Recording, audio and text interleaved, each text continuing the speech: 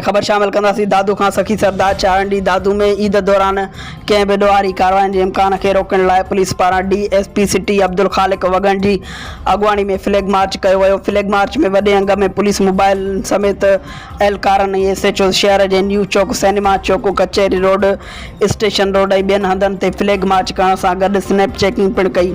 DSP city चयो त police criminals ख़िलाफ़ मुतहरिक आहे। ॾोहारियुनि खे शहर जे अमन सां खेॾण जी इजाज़त न ॾींदासीं। आवाम जे जान माल जी तहफ़्फ़ुज़ खे यकीनी बणाइण लाइ टारगेटेड कार्रवाइयूं कयूं वञनि पियूं। ॾोहनि ऐं ॾोहारियुनि जो ख़ात्मो पुलिस जो मिशन आहे। ऐं दादू B सेक्शन थाणे जी अधु राति देर सां शहर जे गुल मोहम्मद डावच कॉलोनी लॻ दड़ो रोड तां नामालूम हथियारबंद आदम जमाली ऐं वकील नूर नबी जमाली जे घर में दाख़िल थी चौकीदार खे यरगमाल बणाए 5 सोलर प्लेटूं, 2 बैटरियूं, पाणी जो सोलर मोटर ऐं 1 बिजली वारो पाणी जो मोटर ऐं नलके समेत 1 लख मालियत जो सामान ॿुहारे विया। B सेक्शन थाणे ते वाक़े बाबति मुतासिर धुर पारां NC रिपोर्ट दाख़िल कराइण बैदि वाक़े ख़िलाफ़ नूर नबी जमाली, अली हैदर जमाली, दिलशेर पंवर, मौला बख्श पंवर, कोड़ो जमाली जी अॻुवाणी में एहतजाजी मुज़ाहिरो कंदे चयो त जेकॾहिं जल्द चोरी वापसि न कराई वई त SSP ऑफिस साम्हूं धरणो हणंदासीं।